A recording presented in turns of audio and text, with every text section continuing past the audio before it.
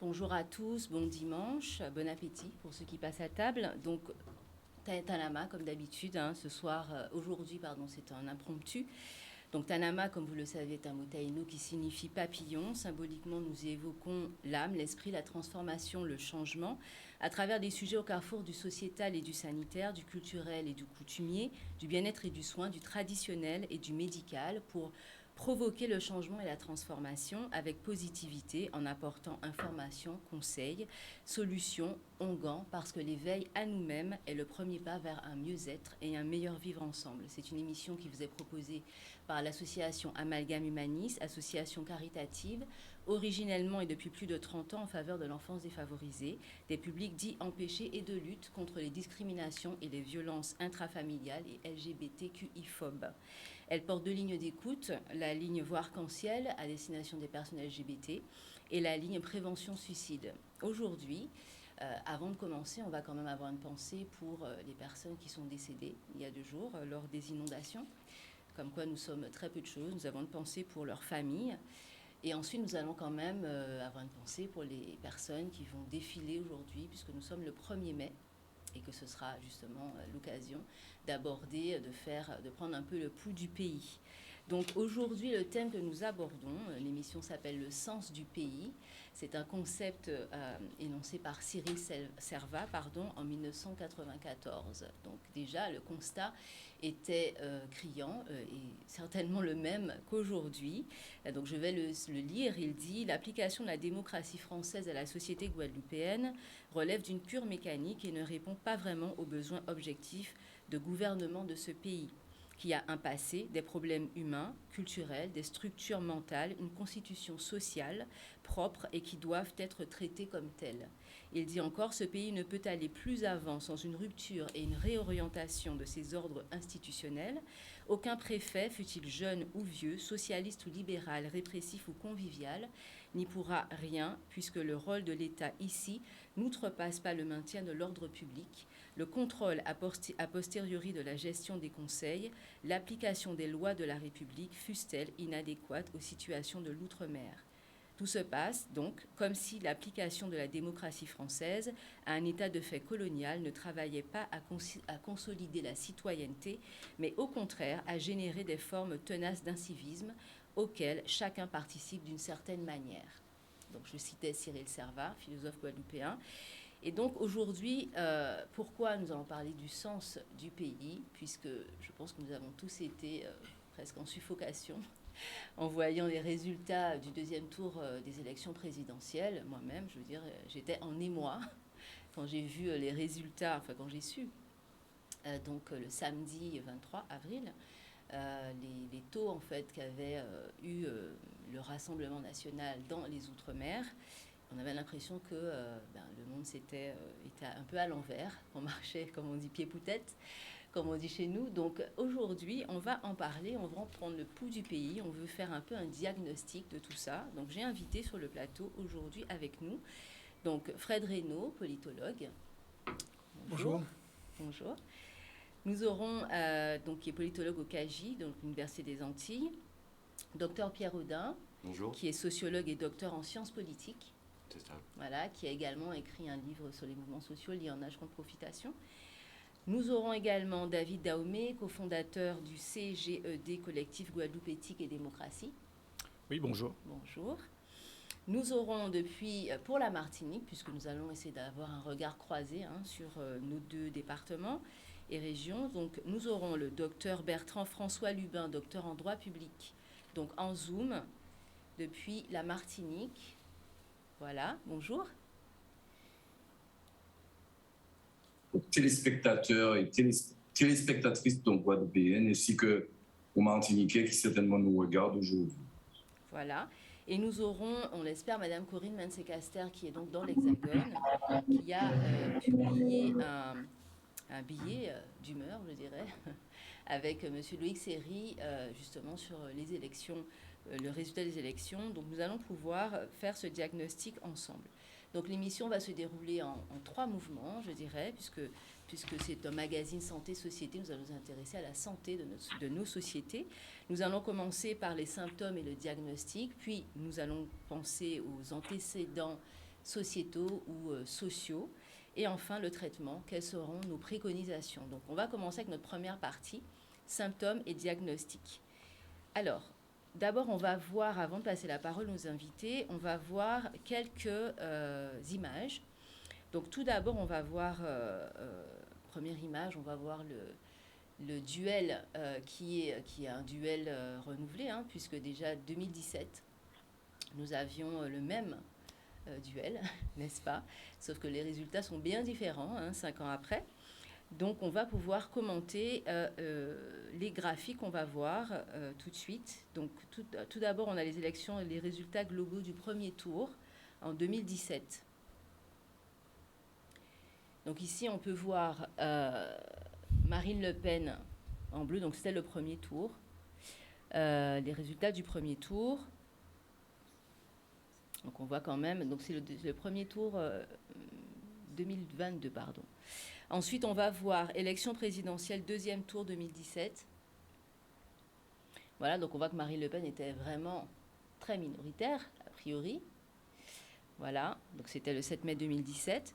Et puis, maintenant, on va voir Le Pen, deuxième tour présidentiel 2022.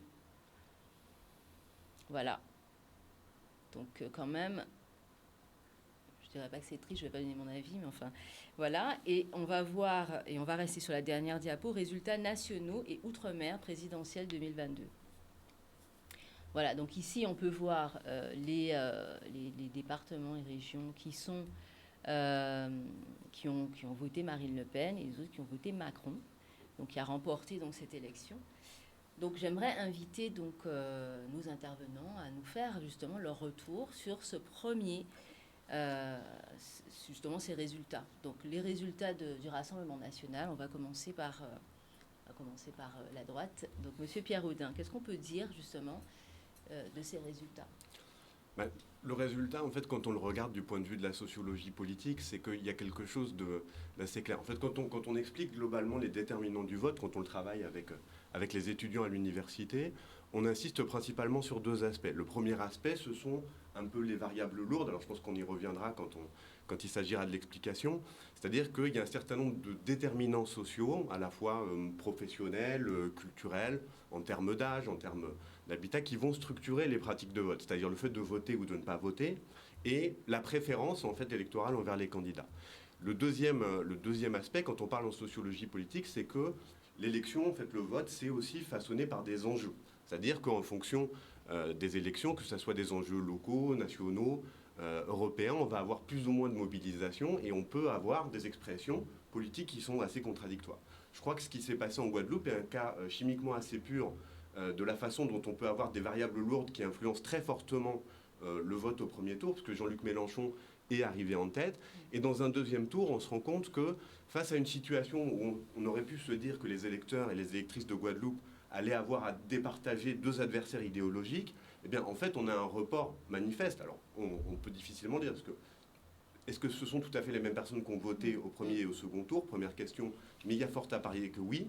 Et dans ce cas-là, on a très typiquement un vote sur enjeu, un vote qui vient sanctionner la politique d'Emmanuel Macron, et du coup, un revirement entre les 2 tours. Donc, il y a quand même très fortement à parier que cette influence des variables d'un côté et ce vote sur enjeu de l'autre côté ait structuré les résultats du premier tour et du second tour. D'accord. Fred Reynaud.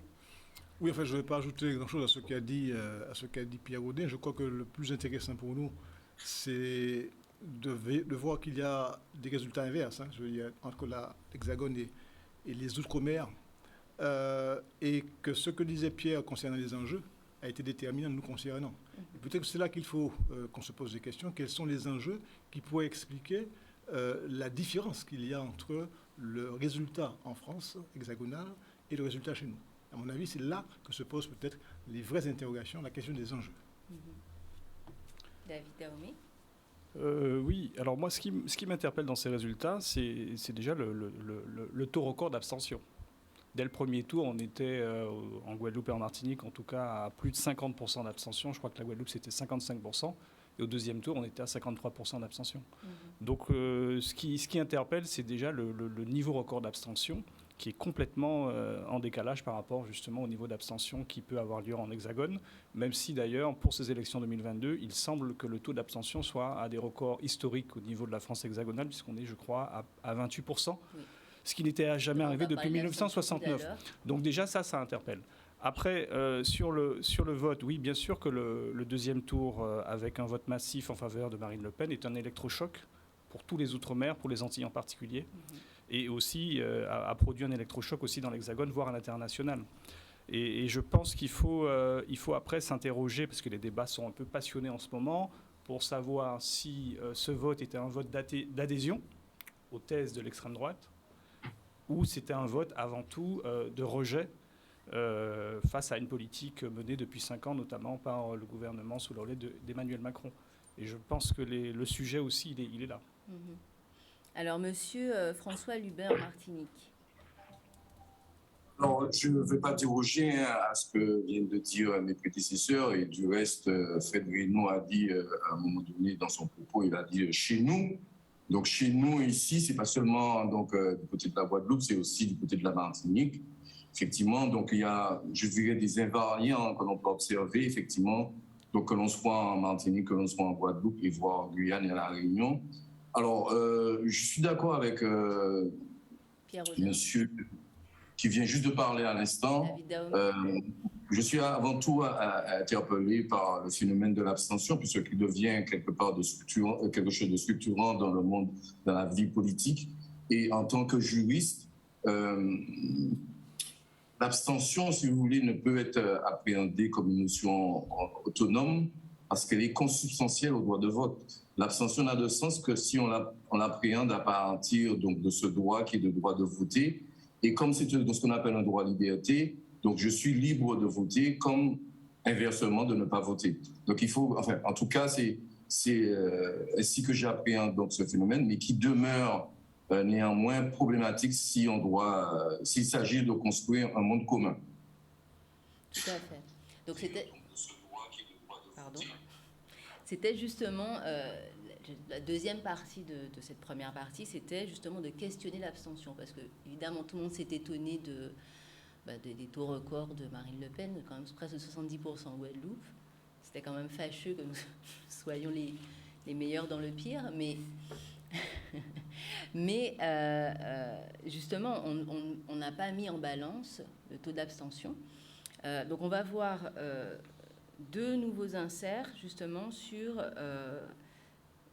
l'abstention dans la démocratie, justement. L'abstention qu'on ne comprend pas suffisamment en compte parce qu'elle dit quand même quelque chose de la voix du peuple. Donc ici, c'est une étude quand même qui parle du son du silence, ou le bruit du silence, les minorités, l'abstention et la démocratie. Tout ça pour dire déjà qu'en sciences politiques, etc., on s'intéresse justement à ces questions-là, qui serait vraiment intéressant que dans les débats, on ait plus à cœur justement d'étudier l'impact, et même, j'allais dire, même les votes blancs, je pense que ce serait intéressant de les prendre en compte. Deuxième diapo. Voilà, donc ça, c'est un texte de la directrice de recherche donc de l'UEP de Paris, abstention, défaillance citoyenne ou expression démocratique. Donc je pense que c'est tout le débat, peut-être qu'il faudrait plus regarder maintenant les taux d'abstention dans nos départements, peut-être pour mieux savoir où on en est, parce qu'effectivement, peut-être une montée du Rassemblement national, on voit quand même qu'il y a des personnes, des sympathisants sur nos territoires, et en même temps, on ne prend pas en compte l'abstention justement dans les études, enfin, on va dire les évaluations ou les commentaires qui ont été faits récemment, qui sont quand même un peu tranchés comme ça, de dire que c'est l'adhésion, que les Guadeloupéens... voilà, moi je me dis, s'il y a adhésion, il y a forcément compréhension peut-être des enjeux politiques, du programme. Il y a aussi quand même pas mal d'études qui disent qu'il y a un rapprochement peut-être des programmes politiques des différents partis. Donc, est-ce qu'on peut expliquer, est-ce que ceci explique cela ? Je reprends justement dans le même sens. Monsieur Pierre Audin. La première chose concernant l'abstention, c'est que quand on la regarde du point de vue sociologique, il faut bien se rappeler qu'il y a, il y a des études qui travaillent depuis un certain nombre d'années à comprendre les ressorts sociaux de l'abstention. Ce que ces études ont tendance à montrer, c'est que l'abstention, en fait, elle progresse à mesure plus on descend, entre guillemets, dans l'échelle sociale, c'est-à-dire auprès des classes populaires, chez les personnes privées d'emploi, chez les personnes qui sont des parents isolés, plus on va avoir des taux d'abstention qui sont forts, qui peuvent à la fois marquer des formes de défiance, c'est-à-dire qu'on n'est pas satisfait par l'offre politique, qui peuvent marquer aussi des formes d'indifférence, parce qu'il y a d'autres préoccupations sociales, tout simplement. Voilà, joindre les deux bouts à la fin du mois, c'est d'autres priorités, et donc on ne va pas forcément s'intéresser à la politique, parce qu'on n'en attend plus forcément grand-chose. Et bon, ces catégories-là, on le sait, elles sont surreprésentées parmi la population guadeloupéenne. Parce qu'on a 34% de gens qui vivent en dessous du seuil de pauvreté, parce qu'on a des taux de chômage qui sont extrêmement importants, et notamment chez les plus jeunes. Donc, quelque part, il y a un mécanisme assez logique. Alors, on ne peut pas transposer toutes ces études, et d'ailleurs c'est un problème, qui sont souvent réalisées dans l'Hexagone avec des indicateurs statistiques qui proviennent de là, mais il y a quand même fort à parier que dans la mesure où les catégories qui votent le moins sont surreprésentées parmi la population guadeloupéenne, on est effectivement des taux d'abstention records.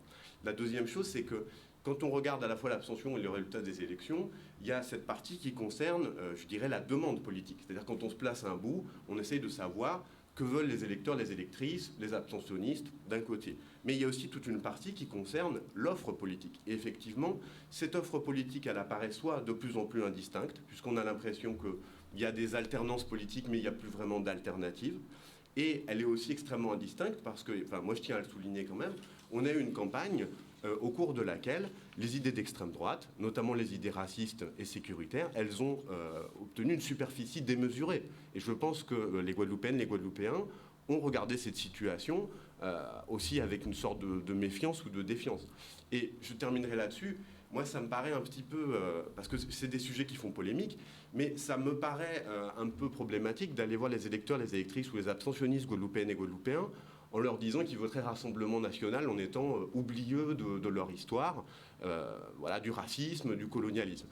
Peut-être aussi, il faut s'interroger sur la place qu'ont eu les médias, sur la place qu'on a laissée à des candidats de droite et d'extrême droite, et qui finalement ont rendu ces choses-là indistinctes, le racisme, l'autoritarisme, et qui font qu'aujourd'hui, quand on écoute du point de vue un peu plus qualitatif ce que disent des Guadeloupéennes et des Guadeloupéens, eh bien finalement, c'est la candidature d'Emmanuel Macron qui apparaît comme la plus autoritaire, par exemple.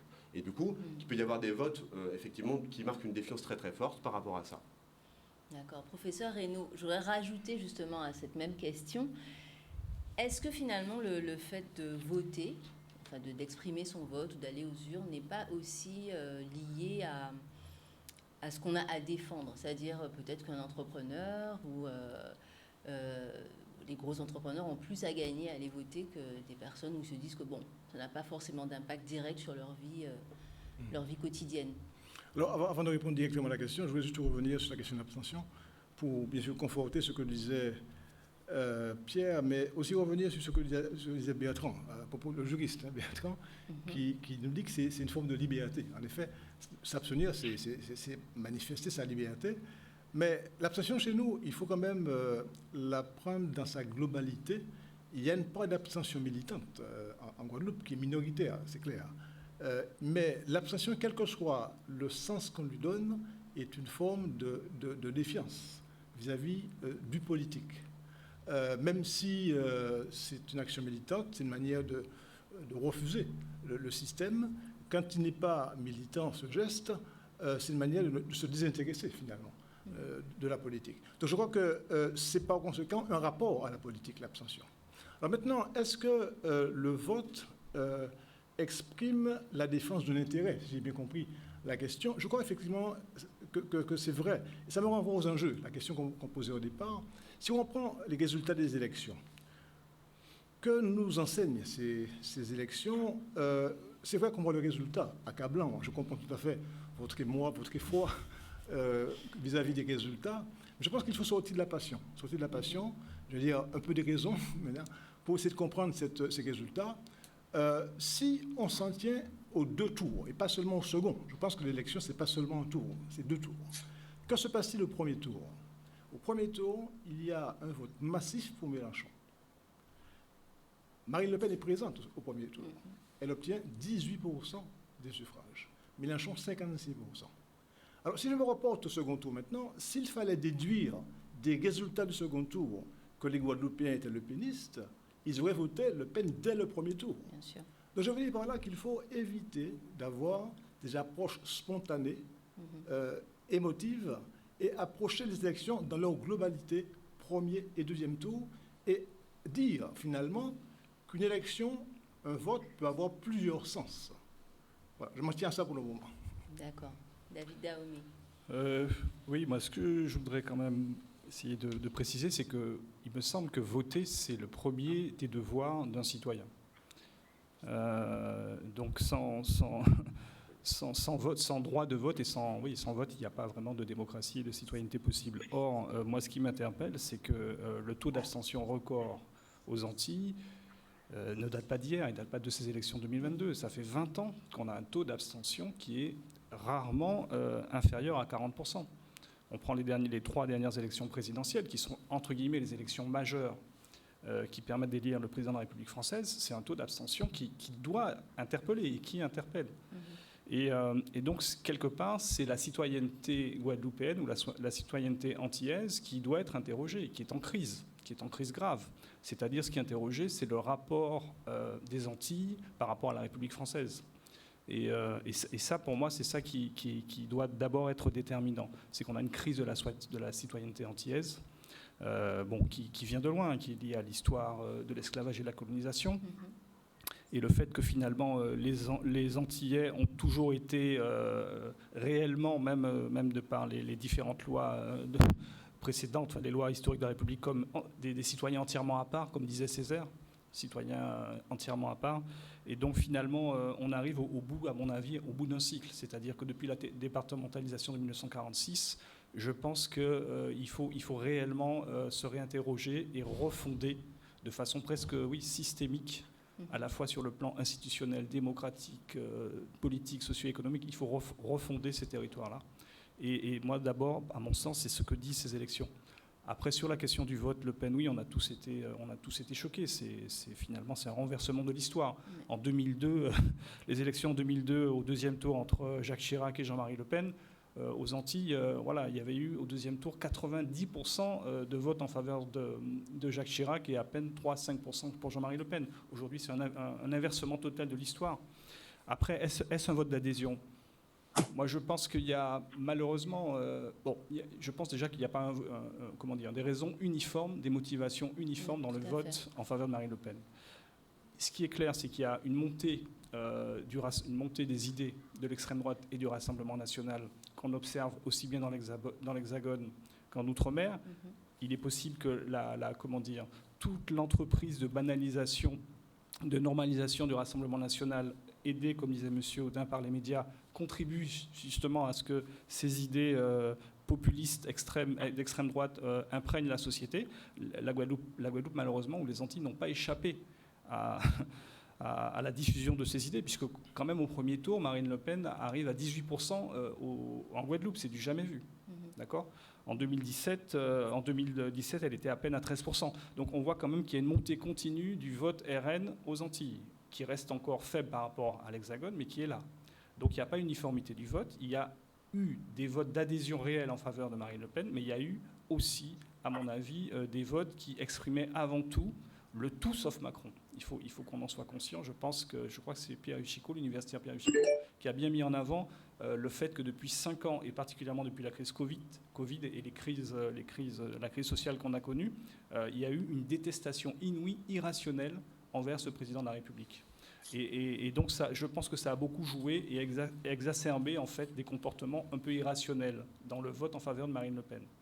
Même si, au nom des principes démocratiques, il faut tenir compte du fait que oui, au deuxième tour, il y a eu un vote massif en faveur de Marine Le Pen. Tout à fait. Alors on va aller en Martinique. Je ne sais pas si vous voulez réagir. Oui, je vais réagir, parce que je ne partage pas du tout l'idée qu'il y a un vote irrationnel.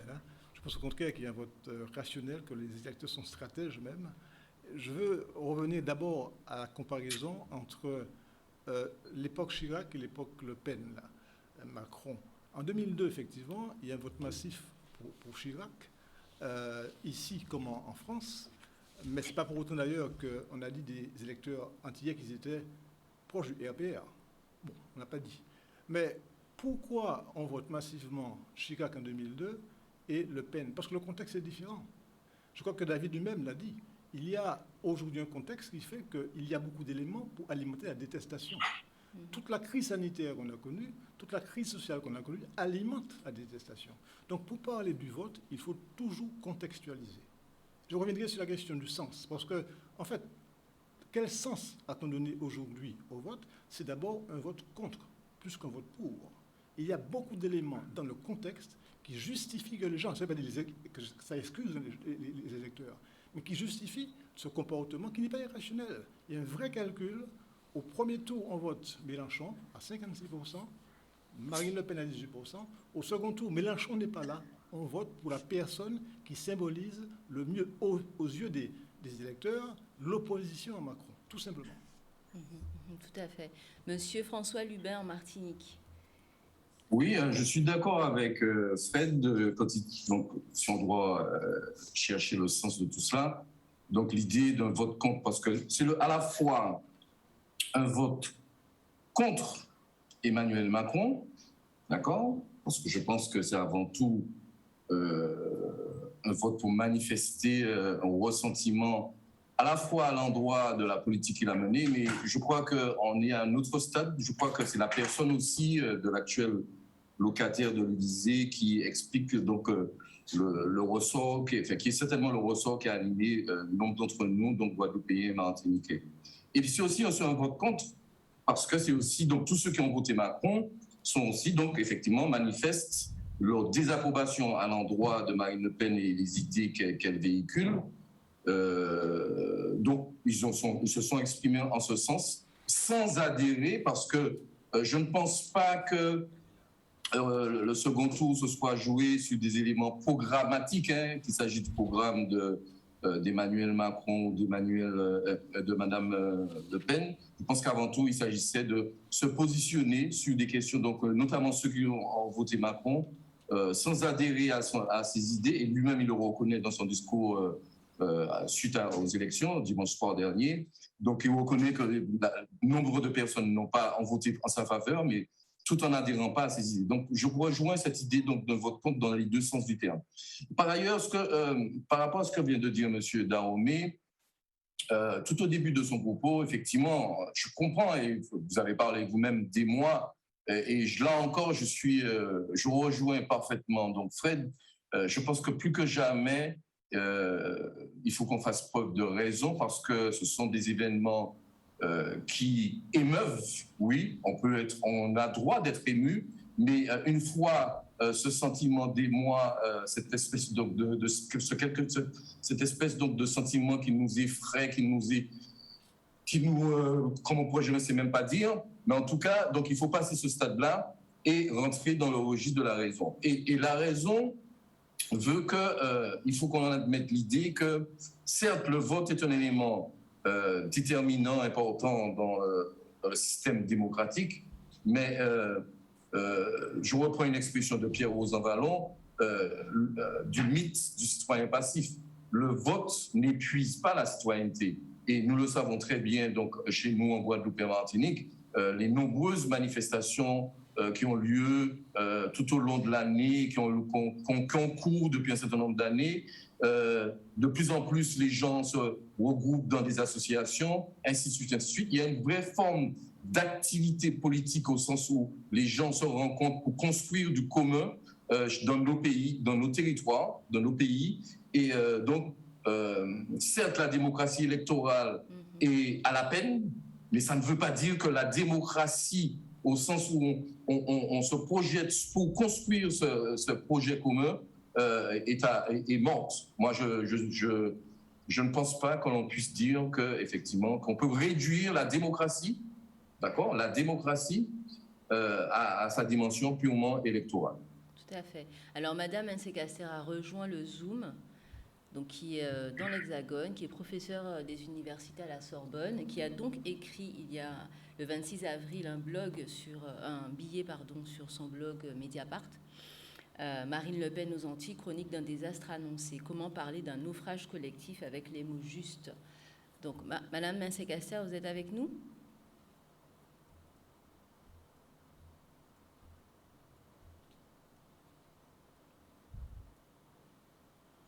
Donc, on va recueillir, le temps qu'on la connecte, son avis justement sur les questions qu'on a évoquées. Donc, on rappelle qu'on parle du sens du pays, le sens du pays, et je pense que tout ce qu'on a dit va dans le même sens que ce que Cyril Servat avait dit en 1994, justement qu'il y a, il faut repenser justement cette démocratie et l'ordre institutionnel dans nos territoires. Est-ce qu'on a Madame Mincé-Caster? Non. D'accord. Bon, alors, avant de passer justement à notre deuxième partie justement sur les antécédents, est-ce qu'on peut dire deux mots sur le vote blanc? Pourquoi est-ce qu'on ne prend jamais en considération le vote blanc, qui dit quelque chose aussi, finalement? Alors, si je puis me permettre, oui, certainement, mais quoi exactement? Que nous dit exactement le vote blanc? C'est toute la question, parce qu'on peut toujours faire des supputations, mais on n'est pas en mesure. Il y a autant de nuances de vote blanc. On peut dire que des gens qui ne se retrouvent pas dans l'offre politique, c'est ce qui est avancé généralement, mais on peut se dire aussi, donc à contrario, que 12 personnes se sont présentées au suffrage des Français au premier tour, et il me semble que ces 12 personnes représentaient le spectre de la vie politique en France. Donc, voilà, il y a autant de nuances de vote blanc qu'il y a de personnes, effectivement, qui adhèrent à cette idée. Donc, la difficulté est effectivement, de pouvoir décrypter le vote blanc. Mais ceci étant, le vote blanc, ce qui est important, doit être distingué de l'abstention, parce qu'effectivement, le vote blanc, c'est quelqu'un qui a voté, qui s'est exprimé, je dirais, au sens commun du terme, mais qui ne s'est pas exprimé au sens juridique du terme, puisque le système entend faire en sorte à tout prix que les gens désignent celui ou celle qui devrait effectivement exercer le pouvoir. Donc c'est à ce titre-là que ce n'est pas encore comptabilisé dans les suffrages exprimés, mais depuis 2014, on décompte séparément le vote blanc du vote nul pour bien signifier effectivement qu'il est porteur de quelque chose. Mais il est toujours, donc il demeure difficile de savoir de quoi il est porteur exactement. D'accord. Alors, professeur Hénoux. Alors, sur ce vote blanc, quelques mots, très rapidement. C'est vrai qu'il varie entre 3 à 5% dans les Outre-mer. Mais je veux juste revenir sur un argument qui a été avancé. Ceux qui ont critiqué le peuple, en fait, sur son choix, ont souvent dit qu'ils auraient pu faire autrement. Ils auraient pu voter blanc. Voter blanc, s'abstenir. Il y en a beaucoup qui se sont abstenus, mais très peu ont voté blanc. Alors, ce que je veux dire, c'est qu'en fait, il faut encore une fois, là, relativiser quelque peu les choses. Quel sens peut avoir le vote blanc pour ceux qui s'opposent à la politique de Macron? C'est vrai que nous, rationnellement, pour reprendre le mot, on aurait pu penser que c'est beaucoup plus sage de voter blanc que de voter Le Pen. Je suis parfaitement d'accord. Je ne voterai jamais Le Pen. Mais la question n'est pas là. C'est que pour les gens qui ont voté blanc, qui ont voté Le Pen, c'est beaucoup plus choquant, beaucoup plus marquant que de voter Le Pen que voter blanc. Donc je crois qu'il faut comprendre également le sens de ce vote Le Pen, qui est tout ce qu'on veut, mais qui a beaucoup plus de portée et d'impact pour celui qui exerce ce vote-là. Bien sûr, qu'il exerce, tout en sachant quand même que quand on choisit son président, on choisit son destin. Donc quelque certainement, part, certainement. Il faut le savoir, ça. Voilà. Donc on va passer à notre deuxième partie. Je vais lire un autre extrait du texte de Cyril Servat, Le sens du pays, où il dit « Or, pour un pays, le souci de la préservation de ses bases morales, culturelles, économiques devait constituer une évidence première, une préoccupation fondamentale de la société civile, comme des élites et responsables de tous les secteurs. C'est en cela que réside l'esprit d'un peuple. Le moins qu'on puisse dire, c'est qu'un tel esprit ne souffle guère sur nos têtes. Est-ce du fait de ce caractère, malgré tout extérieur et imposé des institutions en lesquelles nous sommes insérés? S'agit-il d'une conséquence normale liée à notre inconscience légendaire de population vivant en état de minorité, perpétuellement en attente d'une assistance venant de l'autre ?» Donc là, ça va nous amener justement aux antécédents sociaux, sociétaux. On a déjà évoqué quelque peu, voilà, en filigrane, l'esclavagisation des ancêtres. Alors, on parle souvent de l'esclavagisation, on ne parle pas nécessairement des Indo-Guadeloupéens et de tous les autres, qui sont dans d'autres contextes. Donc, là, effectivement, comme on vient de dire, choisir un président, c'est choisir pas seulement le destin de la France, c'est le destin des Outre-mer, malgré le fait que nous ne soyons pas nécessairement, on va dire, nous sommes une part de la France entièrement à part, même encore aujourd'hui, je dirais, et peut-être encore plus encore aujourd'hui. Donc, on va voir une petite vidéo avant de recueillir justement vos retours. Voilà, ça va être un petit panorama de nos départements.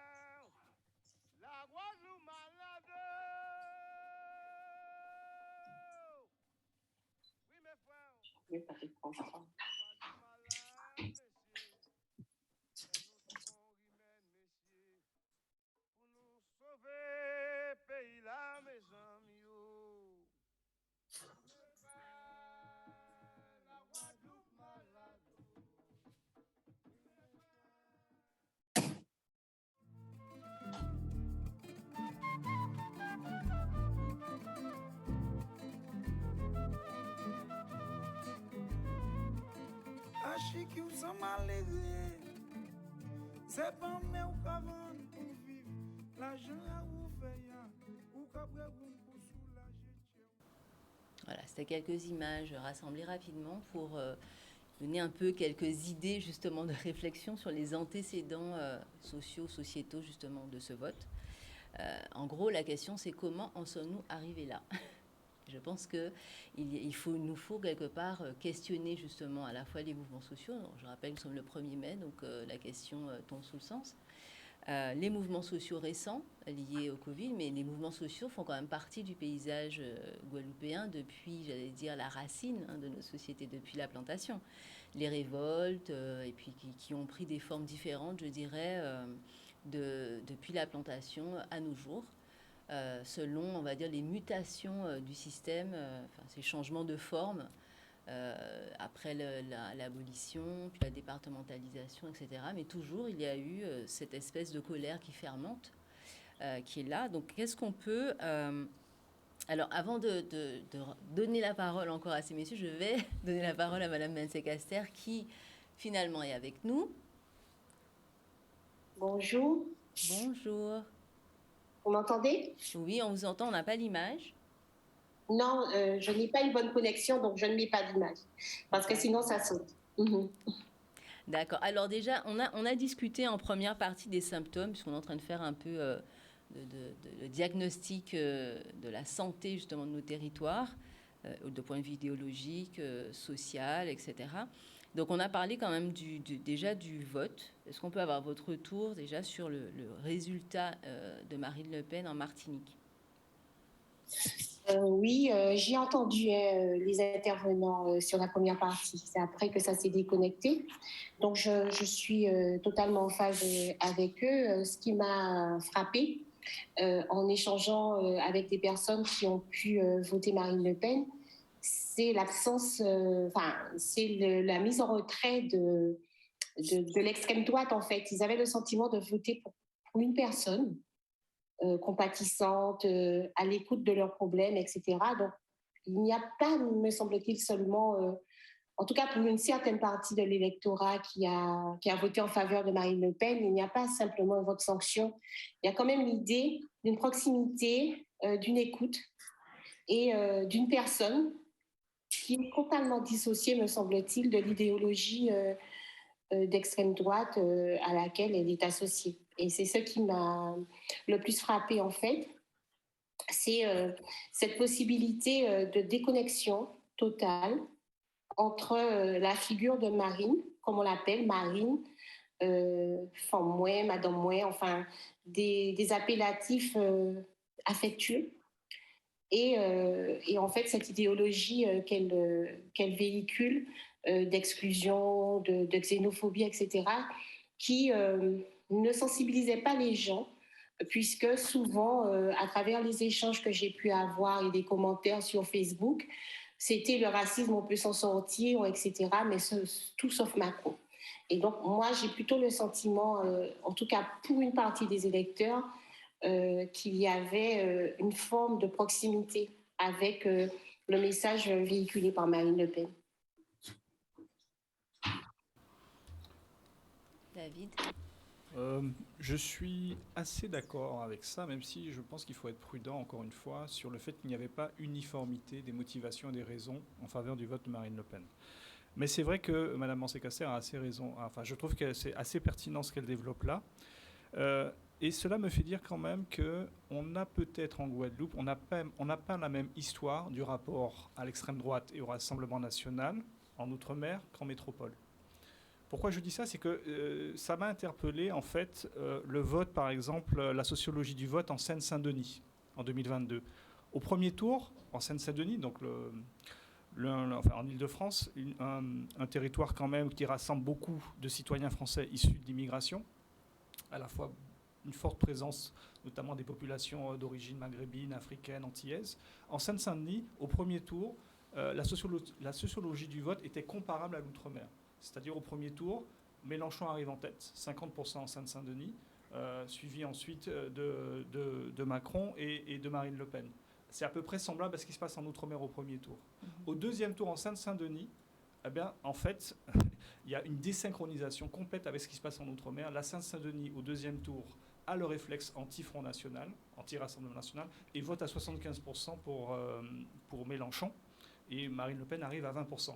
Alors qu'aux Antilles et en Outre-mer en général, c'est Marine Le Pen qui arrive en tête.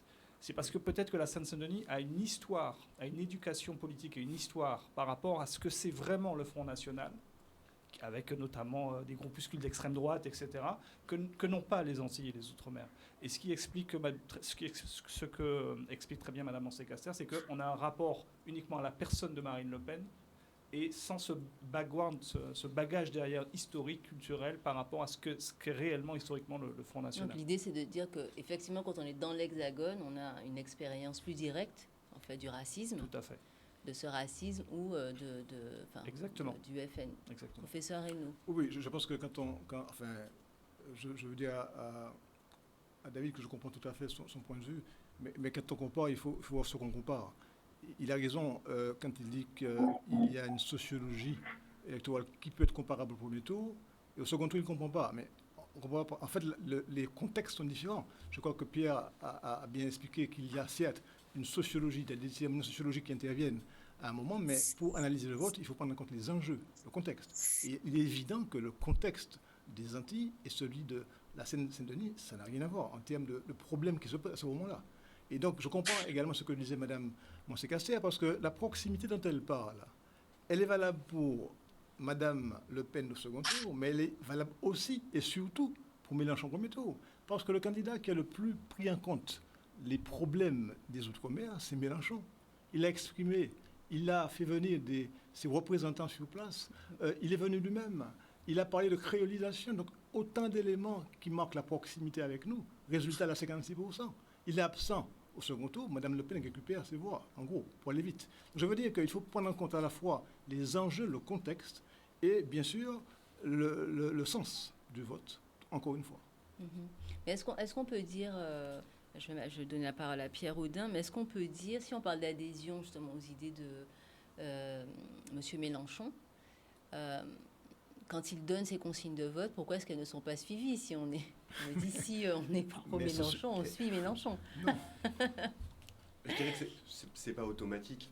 Il n'y a rien d'automatique en fait dans cette espèce de forme de transfert. Effectivement, dans le cas Mélenchon, c'est assez clair parce qu'il y avait une offre, je pense, surtout programmatique qui était lisible, où il arrivait en disant le problème de la Guadeloupe, c'est l'eau, l'emploi des jeunes, la formation. Il y avait un certain nombre d'éléments de programme qui, je pense, étaient plutôt clairs et qu'on fait que tout un tas de fractions de l'électorat se sont globalement retrouvées. Et probablement le survote pour Jean-Luc Mélenchon dans un territoire comme la Guadeloupe ou comme la Martinique, il est en partie le produit de catégories comme les fonctionnaires, par exemple, qui traditionnellement votent et votent beaucoup pour Jean-Luc Mélenchon. Et effectivement aussi, comme on a pu le voir dans le cas de la Seine-Saint-Denis, des quartiers populaires urbains qui vont éventuellement se reconnaître dans cette forme de combativité sociale, cette promesse de redistribution, de réduction des inégalités. Donc effectivement, le vote, si on peut parler d'un vote un peu d'adhésion au premier tour, il y a principalement des raisons à chercher là. La deuxième chose que je voulais dire, c'est que peut-être que la défiance, en revanche, d'Emmanuel Macron, elle tient beaucoup à la destruction, en fait, des conditions matérielles qui permettent aux institutions de fonctionner. Je parlais tout à l'heure des fonctionnaires, mais un des compromis historiques qui a été fondé au moment de la départementalisation, c'est un compromis social.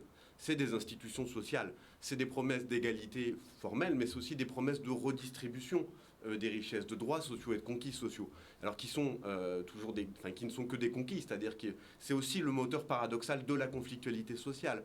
Mais quand on sort d'un quinquennat comme celui d'Emmanuel Macron, qui a une politique relativement néolibérale de réduction des dépenses publiques, qui va s'attaquer aux mécanismes de redistribution, l'assurance chômage, l'ACA.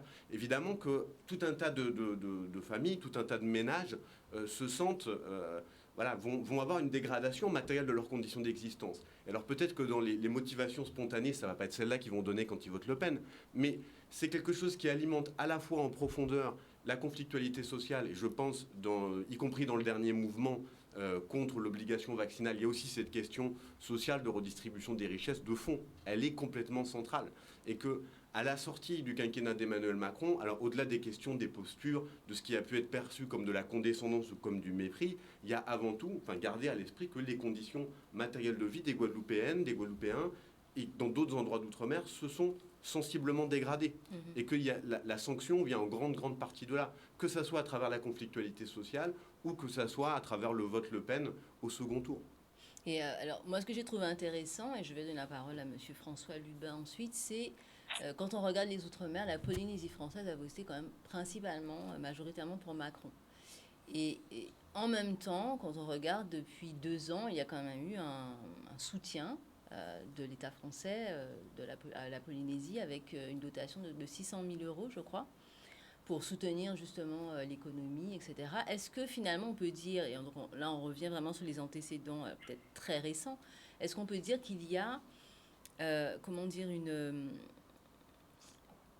une sanction aussi du fait que les Guadeloupéens ne se sentent pas, depuis le début de la crise sanitaire, entendus, considérés par le gouvernement français?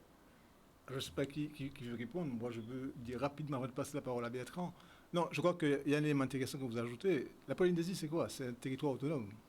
C'est un territoire qui a fait des choix en matière de santé parce qu'il avait la compétence santé, des choix qui sont ceux qu'ils sont à un moment donné et qui correspondaient à la demande sociale. Et le problème ici, c'est que ce que les mobilisés ici reprochent à nos élus, c'est de ne pas avoir la compétence pour décider sur place. Donc il me semble que la Polynésie, c'est un point intéressant qui viendrait peut-être à la fin de votre émission pour montrer qu'on ne peut pas déconnecter la demande sociale de la question politique. Il me semble que l'exemple de la Polynésie, c'est l'exemple type qu'il faut prendre pour montrer qu'on ne peut pas poser la demande sociale sans connexion avec le politique. C'est vrai qu'on s'est beaucoup intéressé à la Nouvelle-Calédonie, justement par rapport au référendum notamment, mais on ne s'intéresse pas assez justement à la Polynésie française, qui est un autre type d'outre-mer, je dirais. Alors, Monsieur François Lubin, est-ce qu'on peut avoir vos retours pour la Martinique, puis on parlera avec Madame Mincé-Caster? Alors, sur la question que vous venez d'évoquer, le cas de la Polynésie française, donc Fred m'a un peu dévancé puisque j'avais évoqué cette idée dans une émission, nous avons participé tous les deux à une émission sur la chaîne publique Martinique suite au premier tour. Donc effectivement, on peut noter une coïncidence entre le fait que les territoires qui ont voté pour Emmanuel Macron, ce sont ceux qui sont donc dotés d'un statut d'autonomie, et c'est le cas pour notamment la Polynésie française. Mais par rapport à votre question initiale, qui consiste à donner du sens et notamment à prendre un peu de recul par rapport à ce qui vient de se passer, alors, nos relations avec la France.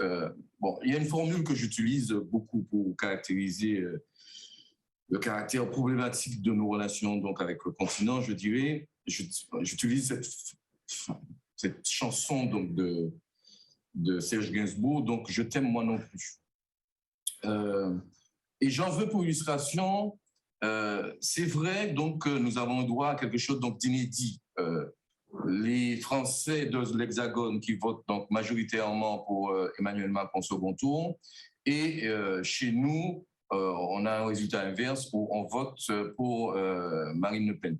J'ai envie de vous dire, donc, si sous le long cours, donc dans le droit fil de mon idée, je t'aime moi non plus, donc d'avoir des résultats qui sont complètement à l'inverse de ce qui se passe dans l'Hexagone, nous avons un autre exemple qui est 1981, avec au second tour, il me semble, où nous votons majoritairement pour le président sortant, donc ce que les politologues appellent un vote légitimiste, alors que parallèlement, donc dans l'Hexagone, nous avions une éclatante victoire de Marine Le Pen. Donc c'est une histoire qui est assez particulière et qui témoigne donc de la souffrance d'une certaine manière qui prévaut dans nos territoires. Et cette souffrance, puisque votre émission, c'est une émission donc, de santé avant tout, hein, cette souffrance donc, sociale qui, à bien des égards, a une connotation mentale, peut donc permettre de comprendre ce qui anime les Martiniquais, les Guadeloupéens, les Antillais ou encore les Domiens, encore que je n'aime pas trop ce terme, donc dans leur manière de s'exprimer quand il s'agit d'élections nationales. Mais les choses ne sont pas simples, puisque on peut aussi constater, donc nos relations avec l'Hexagone ne sont pas, ce n'est pas le long fleuve tranquille, mais nous avons un paradoxe, c'est que même si on se plaint d'un taux d'abstention assez remarquable au cours de ces dernières années, il n'en demeure pas moins vrai, toujours sous le long cours, nous avons un collègue à l'université qui vient donc de faire un travail qui est spécialiste donc des questions d'informatique et statistique, qui a fait un travail suite au second tour et qui en parle beaucoup sur nos chaînes locales. C'est qu'on peut constater que paradoxalement, on se mobilise beaucoup plus pour les élections présidentielles que pour les élections locales. Voilà. Donc cette relation, elle n'est pas fluide, elle n'est pas simple. Donc, d'où ce genre donc, d'événements auxquels on peut avoir droit ici ou là. Madame Mancé-Caster. Oui, vous souhaitez que j'intervienne sur par rapport à la question sur la Polynésie ou je ne sais pas. Donc, c'est un peu de tout, hein, parce qu'on parlait justement des antécédents, c'est-à-dire qu'est-ce qui justifie aussi ce vote, c'est-à-dire les questions sociales. On voit que les 2 dernières années, avec le Covid, on peut dire qu'il y a une exacerbation des questions sociales qui étaient déjà là, hein, latentes, le chlordécone, etc. Donc, est-ce qu'on peut... quel est votre sentiment par rapport à la Martinique ? En fait, je comprends tout à fait qu'il y ait des problèmes sociaux, etc. Mais je dois avouer que je n'arrive pas à justifier, en fait. Le mot justifier me semble difficile. Je dirais qu'il y a sans doute des facteurs qui peuvent aider à comprendre, en tout cas à saisir ce qui s'est passé. Mais pour moi, ça relève malgré tout... d'un contexte complètement inédit, en rupture avec ce que j'ai pu constater aussi depuis ces 2-3 dernières années, qui est véritablement une revendication de notre appartenance à l'Afrique. Enfin, je trouve qu'il y a des contradictions. Nous sommes un peu contradictoires, paradoxales, je le sais parfaitement. Mais je dirais qu'il me semble qu'il y a là une forme de pragmatisme, d'urgence sociale, sans doute, qui s'est exprimée, mais je pense quand même que nous avons le devoir de rappeler ce qu'est une idéologie d'extrême droite, de rappeler qu'il y a énormément d'Antillais, d'ultramarins, même si je n'aime pas ce terme, en Île-de-France et dans tout l'Hexagone, et que véritablement, même si les réalités sont différentes, on a tous de la famille quelque part, et que c'est mortifère. Pour moi, ce genre de vote est mortifère et je crois que nous avons tout intérêt à rappeler, je le dis en boucle, mais ce qui est une idéologie d'extrême droite et de sortir peut-être des personnes, en fait. Je crois que là, on est resté centré sur des figures de présidents, Macron étant celui qui était à sortir à tout prix. Et beaucoup de gens sur les réseaux sociaux parlaient de la peste et du choléra. Et pour beaucoup, Marine Le Pen était moins pire que Macron. Voilà. Et je crois que c'est là où les choses se jouent. Peut-on considérer qu'un face-à-face entre un ultralibéralisme et une position d'extrême droite puisse jouer en faveur de l'extrême droite? Je crois qu'un vote blanc aurait été sans doute plus cohérent par rapport à notre histoire, par rapport à nos identités, nos identifications, à nos revendications. Et j'avoue que je ne m'en suis pas encore remise. Et j'espère que ce ne sera pas banalisé, parce que c'est vrai qu'on peut tout expliquer de façon très objective, statistiquement, etc. Mais il y a quand même là quelque chose d'inouï, quelque chose qui relève, pour moi, de l'irrationnel et du sentimental, et qu'il faudrait toute raison garder, ne pas oublier qui nous sommes et d'où nous venons et où nous voulons aller surtout. Et ensemble, à la fois les ultramarins qui sont sur place et ceux qui sont à l'extérieur.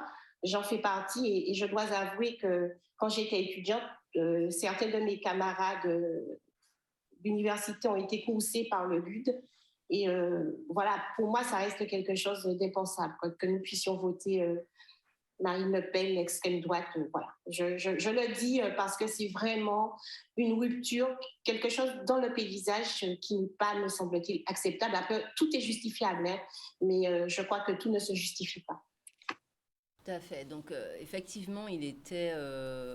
moi-même, hein, quand j'étais dans l'Hexagone, au moment des élections où Le Pen 2002, on voit tout de suite les personnes exprimer très ouvertement finalement leur idéologie qu'ils taisent en général quand le président en place n'est pas du tout favorable à ces idées-là. Donc oui, il fallait quand même se demander ce qui se passerait l'après justement Marine Le Pen. C'est pour ça que je disais que moi j'étais en émoi, je me suis dit mon Dieu, ça va être quelque chose de terrible, parce que c'est vrai peut-être aussi que notre extraterritorialité, le fait que nous ne soyons pas dans l'Hexagone, on a tendance à prendre peut-être du recul avec ces choses-là. Or, comme on disait, on choisit aussi un destin, c'est-à-dire un destin aussi institutionnel, on ne sait pas. Et c'est tout ce qui va se jouer au législatif finalement, c'est aussi l'impact en fait du FN ou du Rassemblement National, etc., ou Zemmour, peu importe, dans les chambres, et qui peut avoir un impact grave quand même sur nos territoires. Donc, notre dernière partie pour parler enfin du traitement, qu'est-ce qu'on pourrait finalement préconiser déjà, donc l'après-élection. Effectivement, on a dit qu'on était quand même dans un contexte actuel où il y a un fort taux d'abstention qui augmente depuis plusieurs décennies, qu'on a également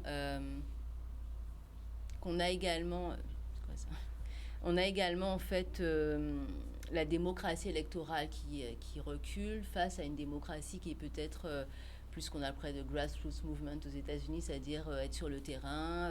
Donc on voit par exemple l'occupation du Centre des Arts. Donc il y a aussi le collectif justement cofondé par Monsieur Dahomey. Donc il y a énormément d'actions comme ça sur le terrain. Mais qu'est-ce qu'on peut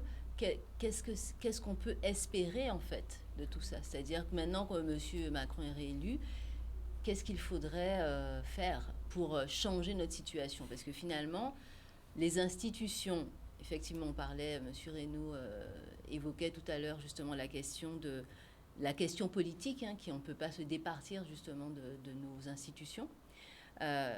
Qu'est-ce qu'on peut préconiser finalement maintenant? Quelles seraient les actions à mener pour porter notre voix justement vers le président et chercher des solutions?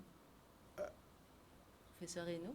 Alors, avant peut-être de passer à des préconisations, des recommandations, excusez-moi, je voudrais revenir sur ce que disait Mme Moncé-Castet. Il me semble qu'il y a un premier élément qui est important, c'est l'explication de ce qu'est une idéologie d'extrême droite. Je pense que c'est important que plus que jamais, on explique, qu'on ne cesse pas d'expliquer.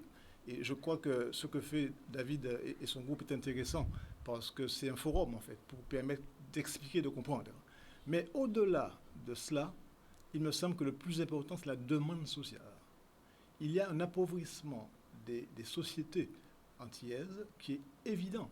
En dépit d'une diminution relative du taux de chômage, il y a une cherté de la vie, un appauvrissement de la population qui amène à penser que la principale chose à faire, c'est la prise en charge de la demande sociale. Et pour le faire, il faut aussi que les élus locaux soient plus responsables, qu'on associe pouvoir et responsabilité. C'est-à-dire que nos élus locaux soient responsables de leurs actes et qu'ils prennent des décisions qui aillent dans le sens de la demande sociale. Donc voilà, si j'avais à résumer l'explication sur ce qu'est l'extrême droite, la prise en charge de la demande sociale et la responsabilité politique. Pierre Audin.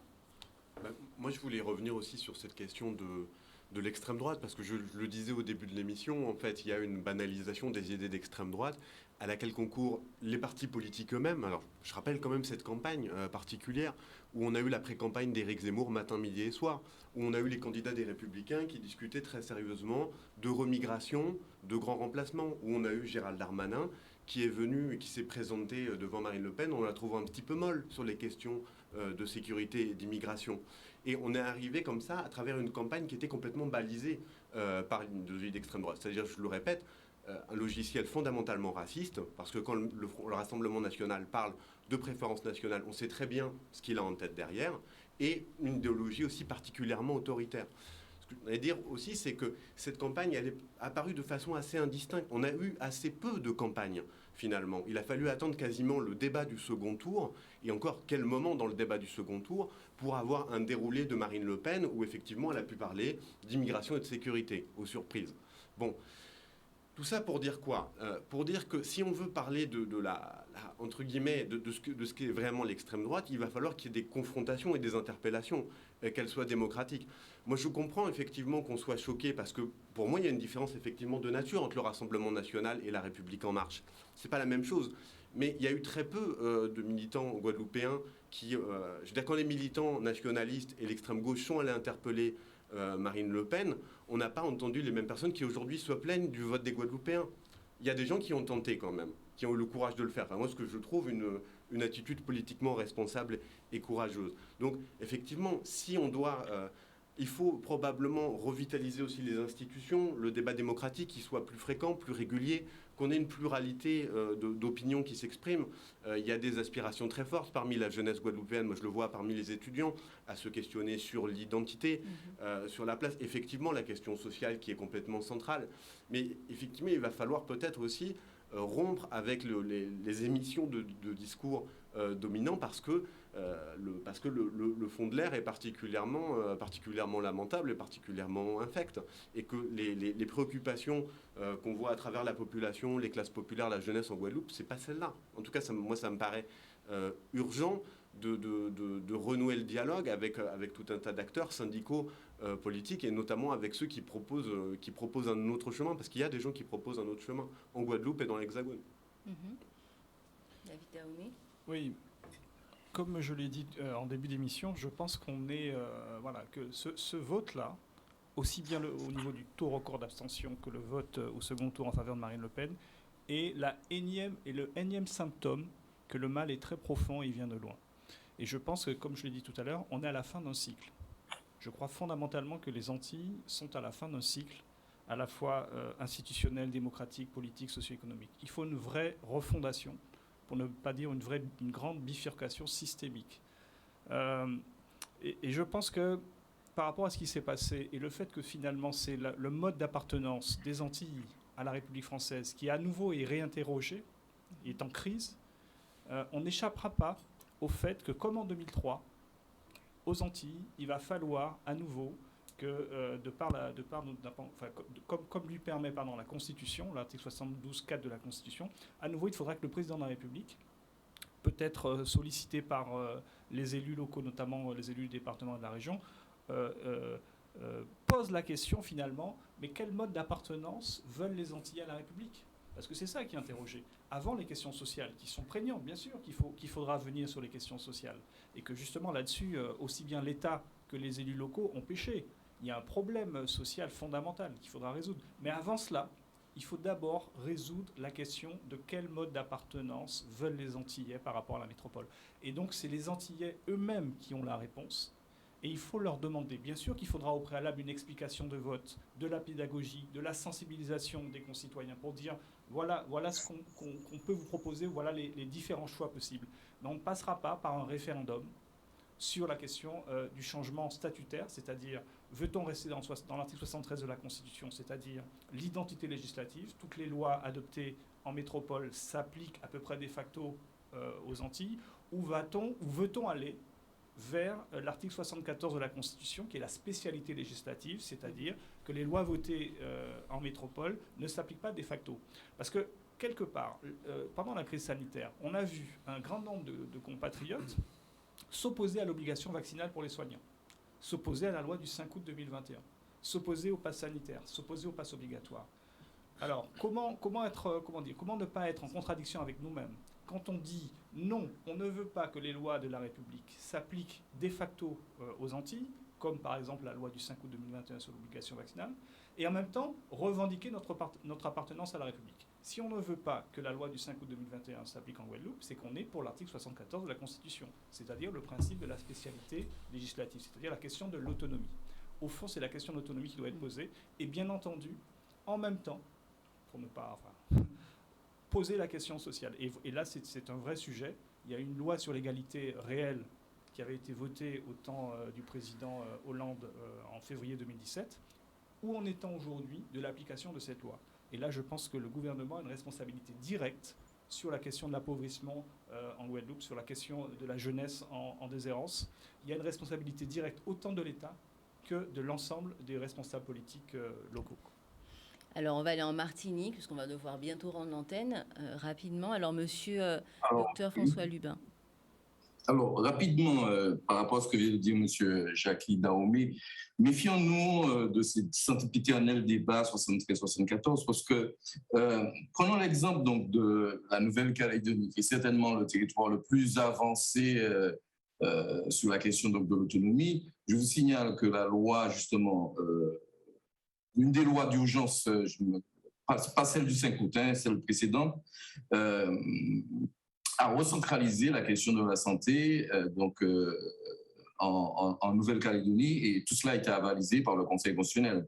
Donc, parce que le Conseil constitutionnel a validé l'idée que l'État ait la maîtrise donc, de la politique de santé au nom de considérations liées à l'ordre public. Donc, méfions-nous de ces débats 73-74. Alors, ceci étant, par rapport à votre question initiale, moi, j'ai envie de dire qu'il faut d'abord qu'on parle de ce qui peut être un postulat. La démocratie est un régime très exigeant qui requiert notamment de la vertu de notre part. Donc, cette vertu, elle est exigée de la part de tout le monde, donc les citoyens, ce que familièrement on appelle le peuple. Il faut que le peuple, effectivement,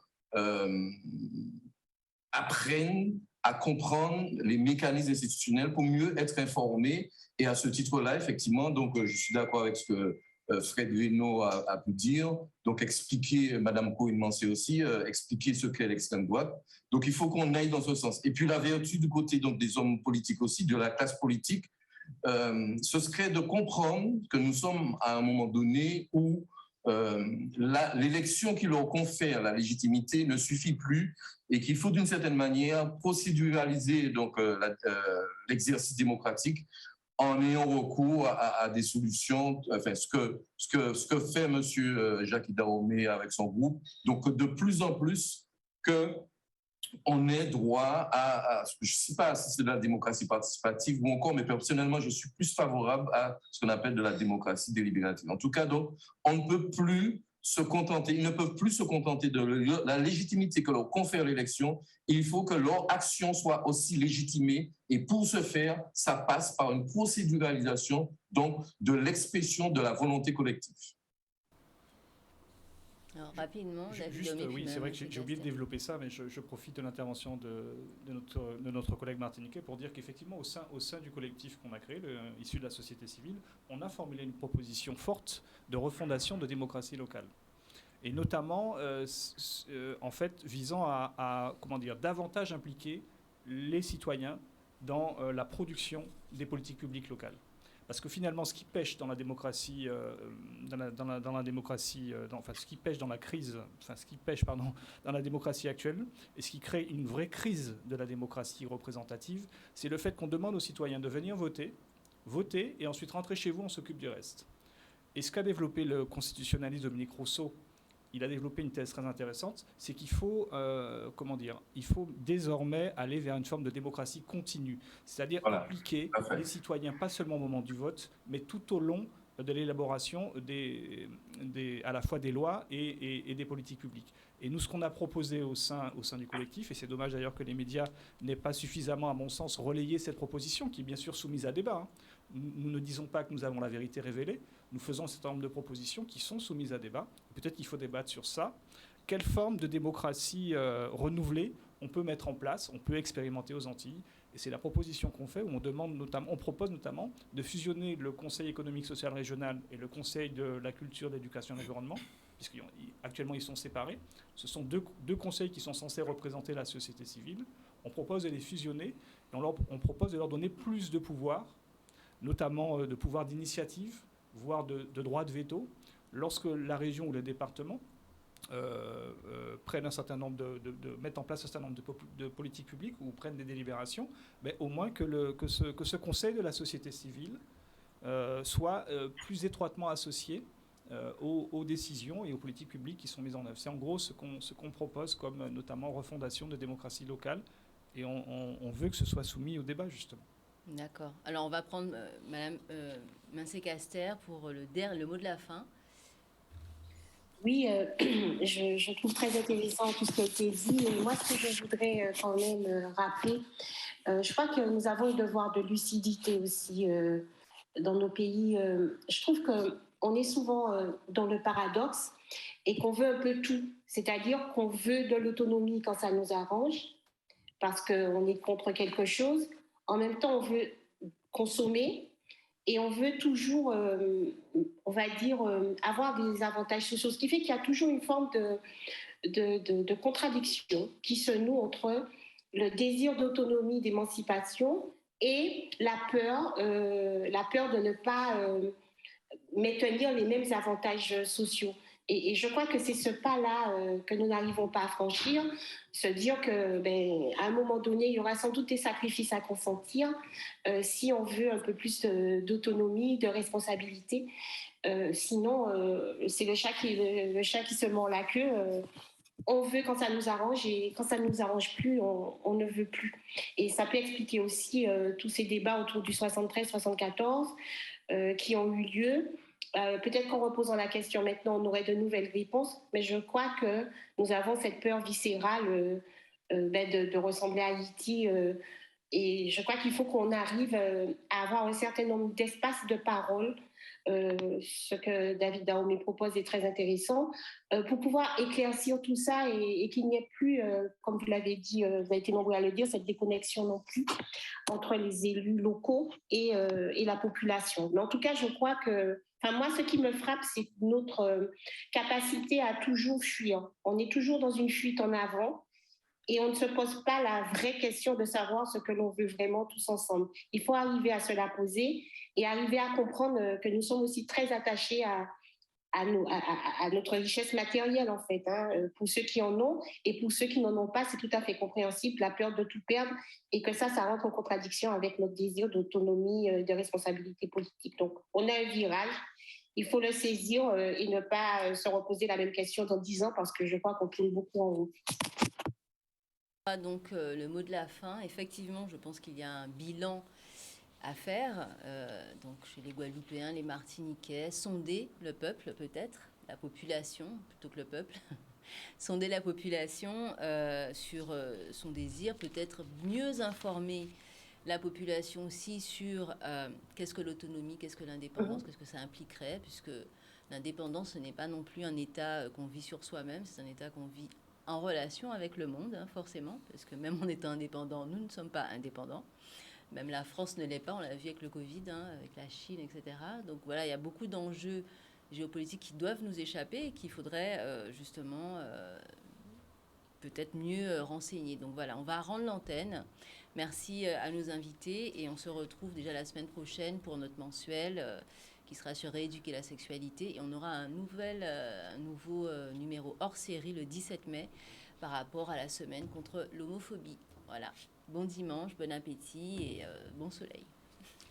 Merci. Au revoir à tous. Merci, au revoir à tous. Merci.